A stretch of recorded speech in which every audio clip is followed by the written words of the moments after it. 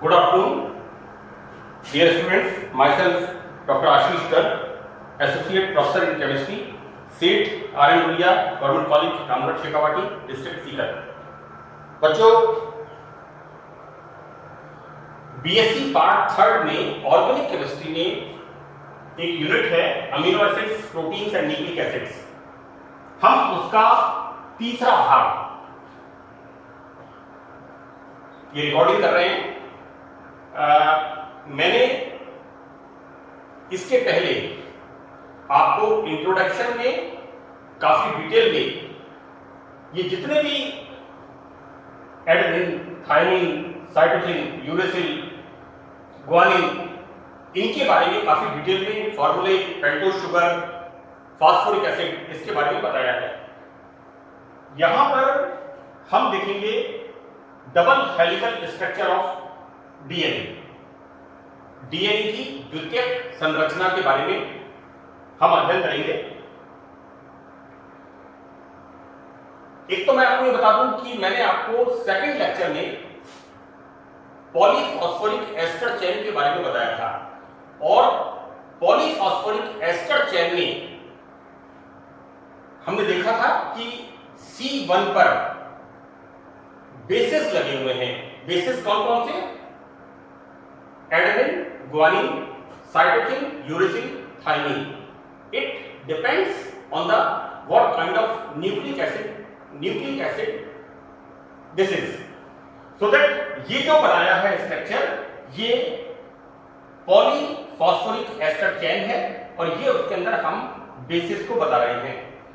मैंने वहां पर ये भी कहा था कि आरएनए का स्ट्रक्चर एक सिंगल रिबन होता है, सिंगल हेलिकल स्ट्रक्चर होता है, वाइल डीएनए के अंदर हम डबल हेलिकल स्ट्रक्चर, और डबल हेलिकल स्ट्रक्चर में दो रिबन्स, ये दो रिबन्स क्या हैं? पॉलीफॉस्फोरिक एस्टर चेन होती है। So we start now our topic, that is structure of DNA is given by Watson and Crick. दो साइंटिस्ट थे जिन्होंने इस स्ट्रक्चर को समझाया। अब उन्होंने क्या बताया, जैसा मैंने यहां लिखा है AG, this is purine and this is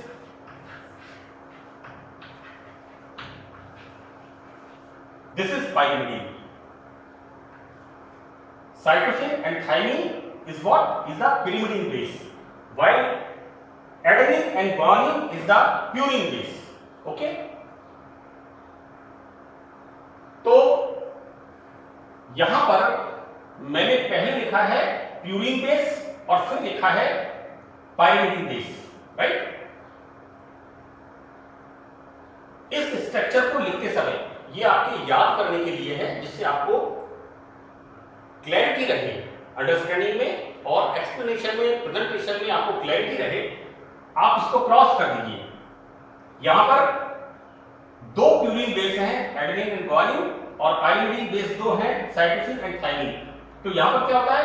adenine thiamine के साथ कनेक्ट होता है और थायमिन एडेनिन के साथ कनेक्ट होता है, व्हाइल हियर साइटोसिन ग्वानिन के साथ कनेक्ट होता है और ग्वानिन साइटोसिन के साथ कनेक्ट होता है। ये बिल्कुल क्लियर होना चाहिए। द फर्स्ट पॉइंट इज कि डीएनए में एडेनिन की मात्रा थायमिन के बराबर है, एडेनिन की मात्रा थायमिन के बराबर है, या फिर हम इसको ये कहते हैं थायमिन की मात्रा एडेनिन के बराबर है, एवं साइटोसिन की मात्रा ग्वानिन के बराबर है, या फिर वाइस वर्सा। तो इट इज क्लियर कि यहां पर ये जो दो रिबन्स हैं, ये किससे जुड़े हुए हैं? C G से, G C से, A T से, T A से। और ये जो सीक्वेंस है ये कुछ भी हो सकता है, 3 बार T हो सकता है, 2 बार G हो सकता है, right? But G guanine is connected with cytosine, thymine is connected with adenine। ये मैंने आपको इसमें यहां पर क्लियर कर दिया है। सेकंड पॉइंट पे जब डीएनए का हम एक्सरे स्टडी करते हैं तो क्या देखते हैं कि डीएनए का स्ट्रक्चर इस तरह का स्ट्रक्चर डीएनए का, this is the double helical structure of DNA. और यहां पर ये जो चेन होती है, यहां पर एक लिखा है न्यूक्लियोटाइड। मैंने मेरे सेकंड लेक्चर में बिल्कुल क्लियर किया है कि एक न्यूक्लियोटाइड में phosphoric acid, sugar and base ये तीनों होते हैं। तो यहां पर लिखा है कि दो न्यूक्लियोटाइड चेन के हाइड्रोजन बॉन्ड की सहायता से संयुक्त होने से बनता है।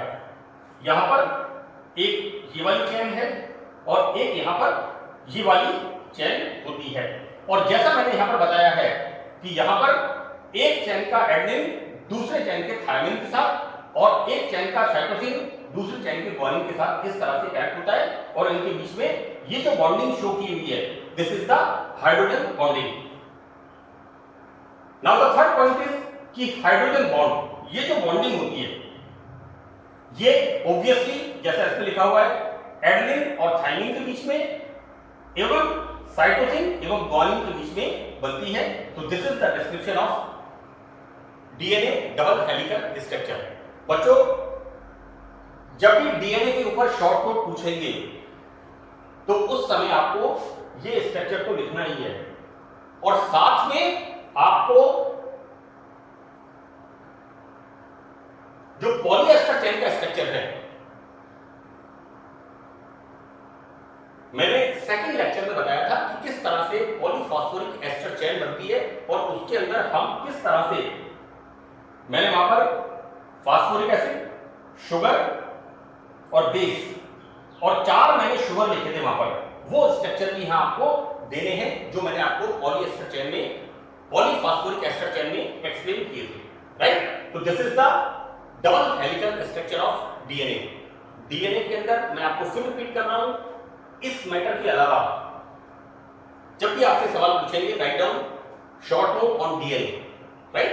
तो इसके बाद आपको पॉलीएस्टर चेन वाला स्ट्रक्चर डीएनए का देना है। वहां पर बच्चों शुगर आप कौन से लेंगे, डीऑक्सीराइबो शुगर लेंगे, राइट। और बेसिस कौन कौन से लेंगे आप, वहां पर बेसिस लेंगे आप AGCT, right. These are the purine bases while these are the pyrimidine bases. Now इसमें एक टॉपिक और बच्चे पूछ लेते हैं बच्चों, एक 1.5 नंबर का शॉर्ट नोट पूछ लेते हैं। मैंने थोड़ा सा उसका इंट्रोडक्शन लिखा है यहां पर। ये दोनों क्या है, ये दोनों ये रिबन्स है, ये दोनों क्या है, ये दोनों दो पॉलीफॉस्फोरिक एस्टर चेन है, राइट। और इसमें क्या हो रहा है, इसी तरह से ATCGGCTA जिस तरह से ये जोड़ रहे हैं इसी तरह से सीक्वेंस मैंने लिख रखा है। बच्चों ये जो सीक्वेंस फॉर्म होता है ये एक पर्टिकुलर सीक्वेंस, और मैं आपको एक बात और बता दूं कि ये जरूरी नहीं है, हो सकता है यहां पर A 3 बार रिपीट हो जाए, 5 बार रिपीट हो जाए, T 2 बार रिपीट हो जाए, C 1 बार रिपीट हो जाए, आपकी मर्जी है। लेकिन यहां पर इस बात का ध्यान रखना है कि एडेनिन थायमिन के साथ और थायमिन एडेनिन के साथ, इसी तरह से साइटोसिन ग्वानिन के साथ एंड ग्वानिन साइटोसिन के साथ, यहां पर इस हाइड्रोजन बॉन्डिंग का आपको ध्यान रखना है और इस तरह का स्ट्रक्चर आपको बनाना है। किस टॉपिक में, genetic code and genetics. Basically होता क्या है कि ये जो डीएनए की स्ट्रक्चर बनती है इसमें एक निश्चित कैरेक्टर होता है और यह एक निश्चित कार्य करता है, इसी को हम कहते हैं जेनेटिक कोड। और ये जो संरचना बनती है this is called gene. Gene is what, कि एक जनरेशन से नेक्स्ट जनरेशन में गुणों के वाहक होते हैं। हो सकता है ये जीन एक particular black hairs, curly hairs, बौनापन, लंबा होना, blue eyes, black eyes, fair colour, dark, कोई भी हो सकता है, राइट। तो थोड़ा सा इसको आप अपना बुक से आप स्टडी करके इसको थोड़ा सा मैटर को आप और एक्सटेंड कर ले, क्योंकि ये जेनेटिक कोड एंड जेनेटिक्स के बारे में 1 और 1.5 मार्क्स का एक छोटा शॉर्ट नोट उसमें पूछते हैं।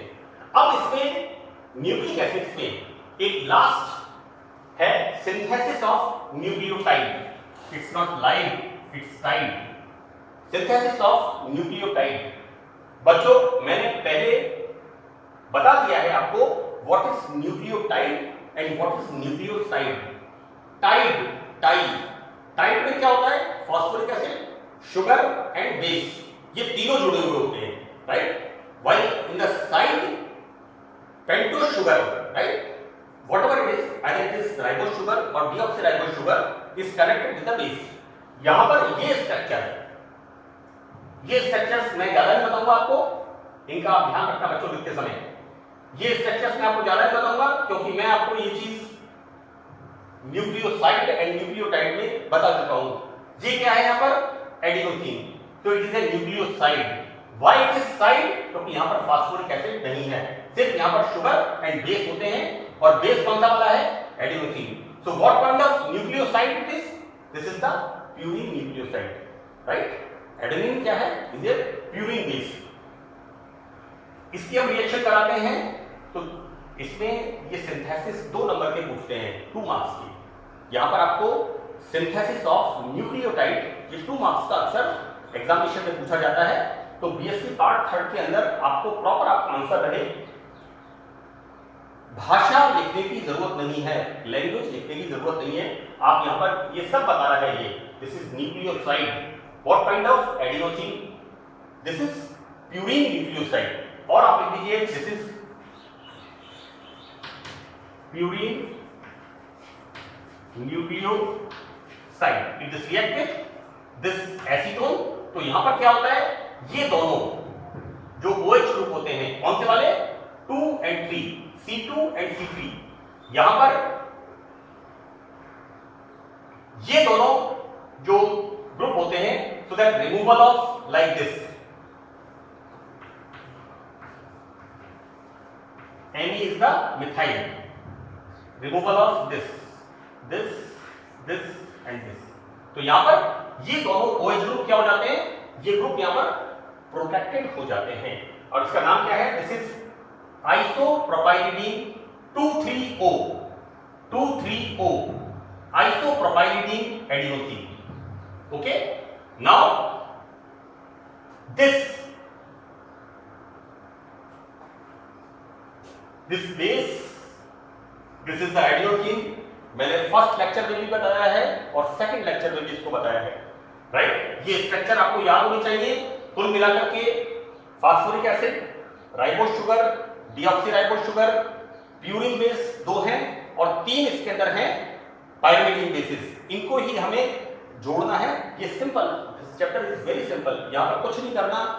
जो छोटे बच्चों का 5 साल, 7 साल, 10 साल के बच्चों के ब्लॉक्स के गेम्स आते हैं, तो हमें यहाँ पर अलग अलग ब्लॉक्स को जोड़ना है और अलग अलग तरह के स्ट्रक्चर्स को बनाना है। यहाँ पर मैं सिर्फ उन्हीं ब्लॉक्स को लेके चल रहा हूं, उन्हीं 8 कंपोनेंट्स को लेके मैं चल रहा हूं। तो अब हम क्या करते हैं? यहां पर फास्फोरस ऑक्सीक्लोराइड एंड पैरिडीन, इसकी रिएक्शन कराते हैं, और फिर क्या करते हैं? हम इसका हाइड्रोलाइसिस करते हैं। तो यहां क्या बनता है?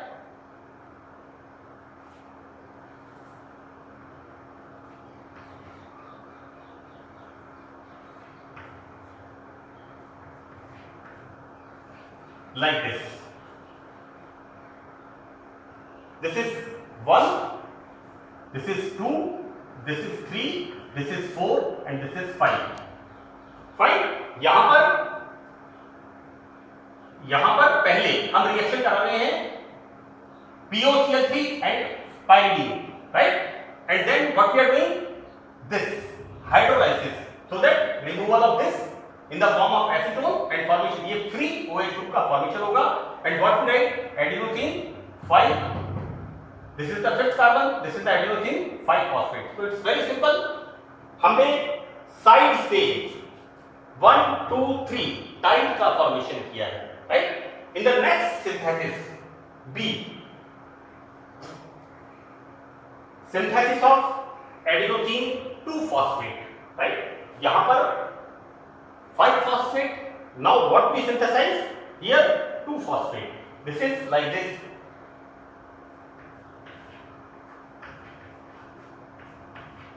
This is like this, so that again what we are doing? 3, 5, हमने जो 3 और 5 का OH ग्रुप था उसको हमने एसिटाइल ग्रुप से प्रोटेक्ट कर दिया, ACCH3CO ग्रुप, इससे इसको हमने प्रोटेक्ट कर दिया। This is 3,5 di O acetyl. Fine, ये इस तरह से इसको बोलेंगे। This is OCOCH3। O मैंने लिखा है पर 3,5, दिस इज 1,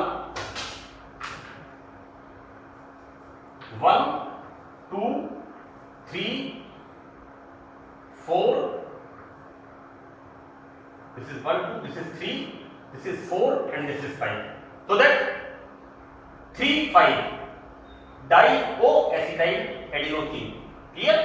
यहां पर इसकी रिएक्शन हम करा रहे हैं यहां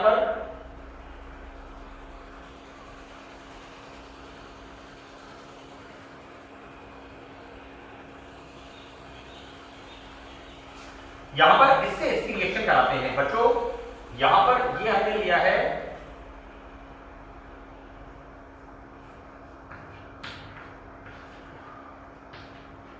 right, this is the benzyl alcohol right. यहां पर फिनाइल ग्रुप साइड चेन से लगा हुआ है राइट। तो यहां पर बच्चों क्या है, this C6H phenyl CH2O minus hold wise POCl इसके साथ रिएक्शन कराते हैं। तो यहां पर ये जो फ्री OH होता है इसका ये बात right, so that removal of ये this is the removal of HCl। तो आप देखिए यहां क्या हो रहा है O then PO and this is benzyl alcohol okay. अब यहां पर इसका हम कराते हैं, पहले हम कराते हैं रिडक्शन एंड देन हम कराते हैं इसका हाइड्रोलाइसिस राइट। तो बच्चों जब हम इसका रिडक्शन कराते हैं तो क्या होता है यहां पर H this is the reduction so that formation of OH group यहां पर एंड ये जो एसिटाइल ग्रुप होता है इसका क्या होता है यहां पर हाइड्रोलाइसिस। OAC लिखा है यहां पर, ये जो OCOCH3 इसका हाइड्रोलाइसिस होता है and the formation of OH group. So this is the adenosine 2-phosphate. So that's all about the nucleic acids. This nucleic acid is complete in 3 parts. This is first, second and third part. Now in the fourth part we start amino acids. Thank you.